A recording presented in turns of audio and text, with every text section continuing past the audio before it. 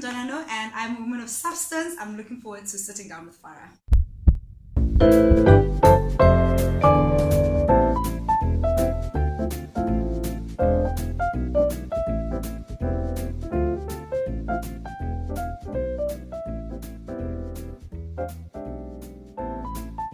Welcome to Women of Substance with Farah. Today we sit down with a final year mechanical engineering student from Malamulele, Limpopo. She's also a YouTuber chatting about beauty chats and live chats, as well as a future business woman. Welcome to Ntwanano Shitholani. Okay, how are you doing? I'm doing well. How are you? I'm good. I'm alive. I'm happy. I'm excited to see you on the couch today. But let's get straight into it. We all know you're a woman of substance, and so we want to know why, right? Okay. So tell us about you. Who are you right now? What are you doing right now? Okay, I think the best way to describe me is I am someone who's undergoing a transition. Okay. So I can't exactly pinpoint who I am. I know who I was, and I know who I want to be feels like. So I'm just sort of just trying out different things and trying to figure out who the hell I want to be. Okay. And that is it. I'm pretty much a grown-ass woman going through puberty. Okay. I'm relearning to be creative again. So I've spent a long time in my life being very logical and having to suppress my creativity without even trying. Like, it wasn't something like I was like actively trying not to be creative, but somehow I ended up not being as creative as I hoped to be, and then now it's almost like it's like springing out of me and I can't contain it. So I'm just learning how to navigate that space. Okay. And then in terms of your childhood, right? So you speak about being, the logical side of things and that, and having to transition out of that space into a more creative space, and figuring out who you are right now. What can you say are some of the moments in your childhood that you've picked up on that definitely shapes this person right now? Okay, weirdly enough, I think there's like two parts of my childhood. So there's like parts of my childhood where, like, before I discovered I was smart, right? So before grade 5, I was getting A's, but in my head I thought everyone was getting the same marks. So I didn't know my marks were special. And then one time in natural science, my teacher was like, one of you got 97%. I'm like, good for them. And then I had to like check my paper and it was me, and then everyone clapped. I was hooked, and sort of that became my whole life, because as much as I was pursuing creativity, I was singing, I was writing songs, I was writing poetry, I was doing all these things and being imaginative. I was never the best at that stuff. My singing is very, very average. So I think being the best in that academic space sort of got addictive, and I just wanted more of that praise, and then school and church became my whole life, and I kind of lost my creative side because I just wanted to study because these marks, So I think that's part of like my childhood. So pre-grade 5, I was just creative. I didn't know other people weren't getting A's. And then after grade 5, I was like, listen, this is what I'm good at. I'm going to stick to that. Yeah. Yes. And so you're saying that a lot of it came from the praise that you got in that space. Yeah. And so now, how does it differ for you? I think I came to UCT and the praise was not there anymore, because suddenly you're not the smartest, like you're not getting the best marks anymore. And now I had to figure out something else because then I lost my whole identity, because I was the smart girl. From grade 5 up till matric, I was just the smart girl. It's the girl who got A's, and I was like, yeah, of course, that's who I am. And then you come to first year and there's people who got 100% for everything, and you're like, so I just had to find something else. And also understanding or coming to terms with not being the best at it and just doing things that I enjoy. So that's what I'm also learning. To do that. Okay, and so what are you unlearning now? Competition. I'm unlearning competition, being in academic spaces, and also just having siblings in general. It's just, life is just a competition, and you're always being compared to other people. I've always been compared to other people. That's the beauty of having siblings, is you always have people to be compared to, even if you don't want. So I think I'm unlearning competition. Like, I just want to do things because they are fun and I enjoy them, and not necessarily because I want to get a prize or I want to be the best at them. So that's part of what I'm unlearning. I'm unlearning stubbornness and being entitled. Okay, that's interesting. What do you mean by that? I think, I don't know how to put it, but it's almost like I always expected things to work out for me. Like, what do you mean? Things must work out for me, you know? I'm such a great child. So I'm unlearning that entitlement and understanding that things are allowed to go wrong even for me.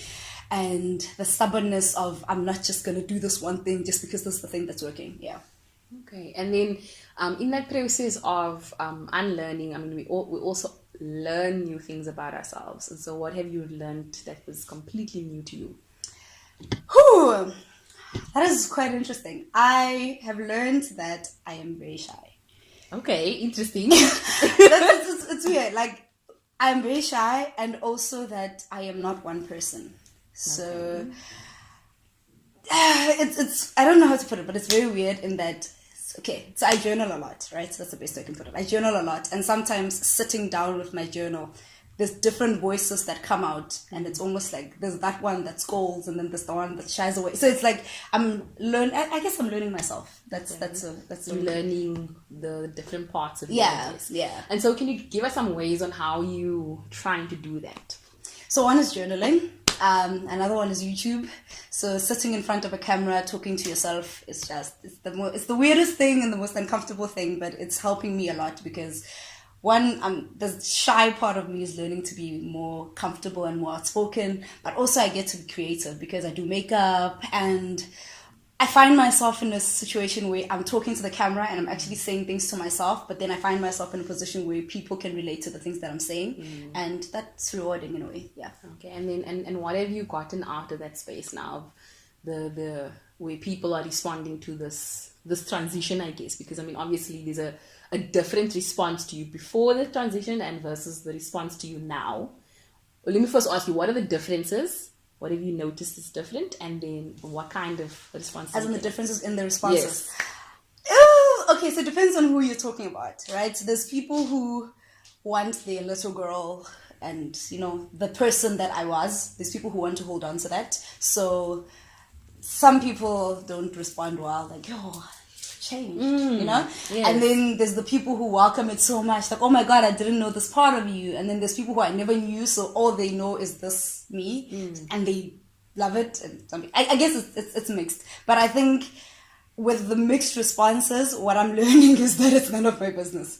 That my responsibility is to do me and do what I want, because even if I make the best video, in my opinion, someone might not like it. So I'm just learning not to care. Like, I care a little bit, you know, I'm not just gonna stop showering and stuff, but I don't care, you know, because it's just what people think is not It's not yours. It's not, yeah. And I always feel like when people have opinions, whether it's good or bad, a lot of it actually comes from themselves. Yeah. It's like something in themselves. So when someone says, I admire this in someone, it's usually something they wish for themselves, or I'm really angry at this, but it's probably something that you have to work on as well. Okay, so then tell us, how do you...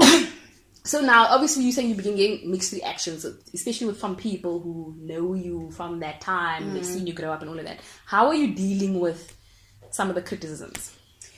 Oh, I've learned to be very stern. So part of being an academic child, very good Christian child, is that you never speak up to authority, right? And I'm having to learn to just put my foot down, even to people who I traditionally would not. Right, so just because you're older for me now does not necessarily mean you're right. So if you don't like it, it's not going to change anything. Like, your opinion doesn't matter, and that's a lot. Like, sometimes I shake just talking to people because it's like, whew, I can't believe I just did that. You're gonna get in trouble, you know. But it's interesting. It's interesting. Sometimes I just send messages and I feel like I'm gonna cry because I said what I wanted to say, but it's weird for me to be standing up to authority. So that's the weird part, just standing up to authority. But with my peers, yeah, like, come on guys, right? But authority, that's where I'm like, yoo. So if you had to tell someone, let's say someone is going through a similar situation and they are busy transitioning and they are discovering things and unlearning things and learning things, what would you say to them? How would you ask them? I think first it's trying to figure out what it is that you want, even if you don't know what you want tomorrow, but right now in this moment, what do you want? And if whatever that person is bringing does not match up with what you're saying, obviously don't be rude, but just be very... defend yourself, yeah, because you are the only you have. Defend yourself. from everyone, because everyone's going to have an opinion. So you're going to have to be very defensive, unfortunately, because people will attack. So even if the person is 100 years old, just being like, listen, this is the person I want to be now. And I understand that that may be hard for you, but this is me now. Just being honest and defending yourself. Yeah. Okay. And then in your transitioning period, right, I want to know about what are some of the roles that you play right now, and then what are some of the roles you wish to play? Oddly enough, I find myself in a role of a role model. I was never planning on doing that. Yeah, it seems that there's so many people who are also transitioning, and they sort of, I don't know, it's their stuff, right? But I find myself in that position. It was never something I was planning on, but I find myself in that role. One that I was not also planning on is the social media influencer gig. That was, but I guess when you go into the beauty space, it just comes in. Yeah, I'm also a family person, but I would like to play that role more.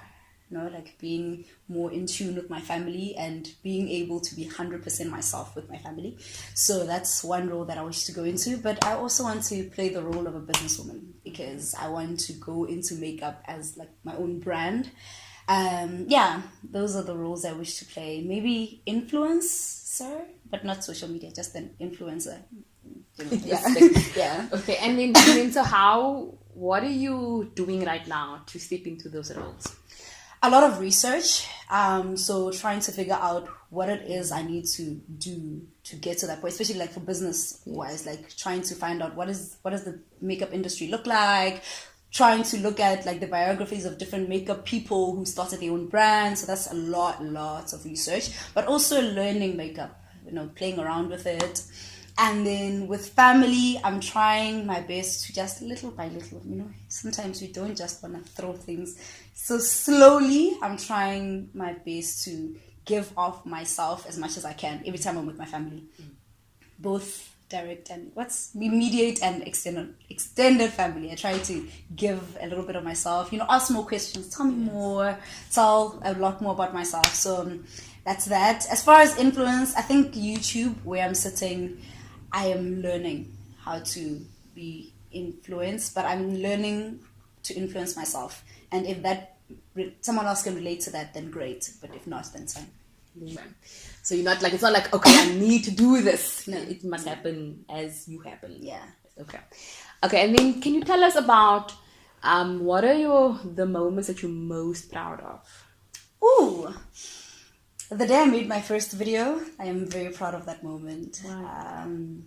I was so nervous. So I had wanted to be on YouTube for so long, but I procrastinated I thought of all the things that could go wrong, right? And I procrastinated. I was like, no, first I need to get a camera, I need to learn makeup. Like I came up with all the excuses, and then one day I sat and I made a video. I was literally sitting in the room of my corner whispering at my camera, and I posted it. And after I posted it, I turned off everything to flight mode because I was like, phew.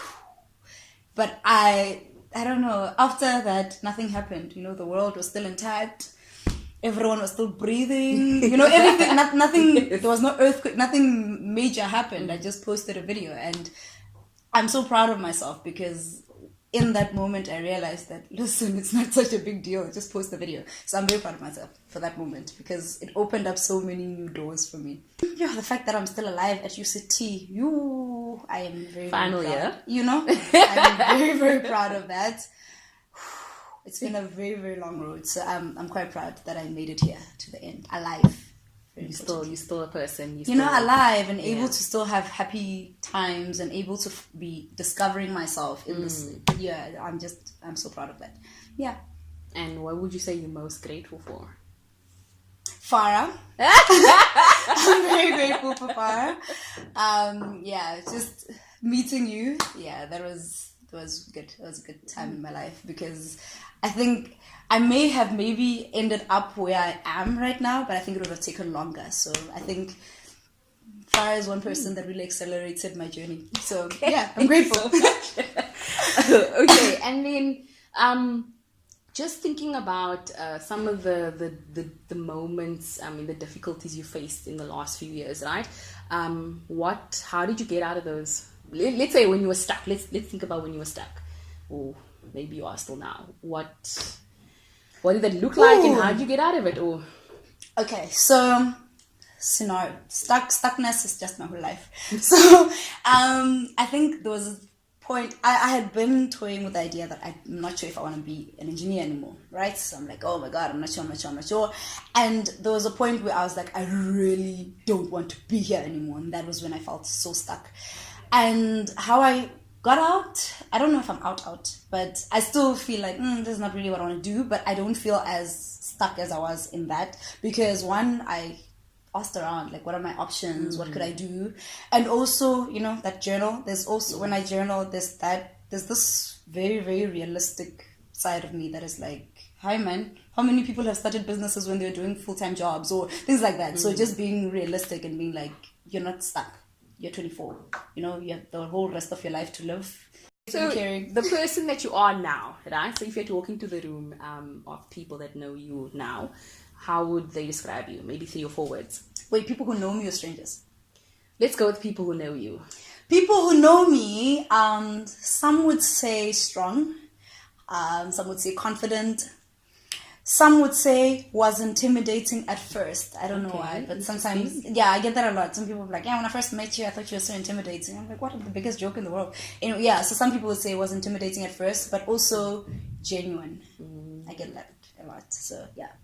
Okay, so some people feel that, you know, I mean, there's been a lot of, you know, the pictures that's been doing the rounds on social media of people going from a completely different person, you know, and they look completely different. And so some people feel, you know, makeup is a lie. We hear a lot from men who's like, you know, women are liars. They, you know, let's check. Let them first jump into the pool before you first see date, them and whatever the case may be. And going into the space, there's a lot of that type of flex. So what is your response to that type of I don't care. Exactly. It's their stuff. Maybe they have interacted with women who have lied to them wearing makeup. It's not, like, honestly speaking, it's none of my business. So I just do makeup because I love it. And sometimes I see it, I'm like, you know what? Maybe it's great that you can be whoever you want to be with this thing. You know, so you make it whatever you want to make it. For me, it's beautiful. It's a creative tool. For someone else, maybe it's a lie, but that's them and that's their issues and it has nothing to do with me. So. And how do you feel about that transitions? Like when you see those pictures, like is that your thing? Some I'm impressed. I'm just like, girl. But then some I'm just like, especially with darker women, when the makeup artist makes them look lighter, I'm just like, we can't still be doing this because just dark skin is beautiful. So let's keep her skin looking the way it is. So sometimes I get a bit upset, but also that's just my stuff. So and it has nothing to do with the makeup artist. So yeah. What are your immediate plans? Immediate plans, I would like to grow my YouTube channel, necessarily in terms of number, but I'd like to get better and better at doing it and getting more and more comfortable with myself. I want to graduate, guys. And also put my foot into the makeup business space, even if I have to produce a tube of lipstick or some eyelashes or whatever, but just put my foot in and see what happens. So then can you tell us, how do we reach you? How do we get hold of you if you want to know more? Well, one, you could always subscribe to my YouTube channel. What's it called? It's called Ntwanano Shitholani, just like me. Also on Instagram as Ntwanano_Shitholani. I have a Facebook page. It's called Ntwanano Loves Makeup, naturally. Yeah, so if people want to get in touch with you, they can just go there. Yeah, you can get there, inbox, you know, slide into my DMs. Please make it be about things that I want it to be about. This is not an open call. Thank you very much. But yeah. Okay, great. Thank you so much for sitting down with us. I'm sure everybody else enjoyed that conversation just as much as I did. I'm very grateful for you to come here. And once again, I just wanted to say I just want to say from my point of view, I mean, starting the YouTube channel, it's been interesting just watching you through the space and watching you grow in that space and do your own thing. And it's actually helped me transition to making my move on my thing. So understanding where you're going and, you know, so you have a lot of influence, a lot of different people, and I hope that you continue and grow that influence in a different space. And we just wanted to say thank you. So at Womxn of Substance, we try to keep our gifts quite special to the person. Okay. And I know that you are in this transition of trying to wear earrings. Oh my God. You're not doing this. So we got you two like small pairs of earrings. And then, yeah, three pairs of snow earrings, because I know you're not sure how you feel about earrings just yet. So thank you so much for joining us. And yeah, I hope and all the best with everything. Wow, guys, thank you so much. Thank you. On Women of Substance with Farah. Please click that subscribe button if you want to see more Women of Substance like our wonderful guests. Thank you for coming through. But you can also join us on Facebook, Women of Substance with Farah, as well as Instagram, women_OS. That's WOMXN_OS. So follow us, comment, tell us what you thought, tell us your own struggles, tell us what you are thinking about, and we'd love to hear from you.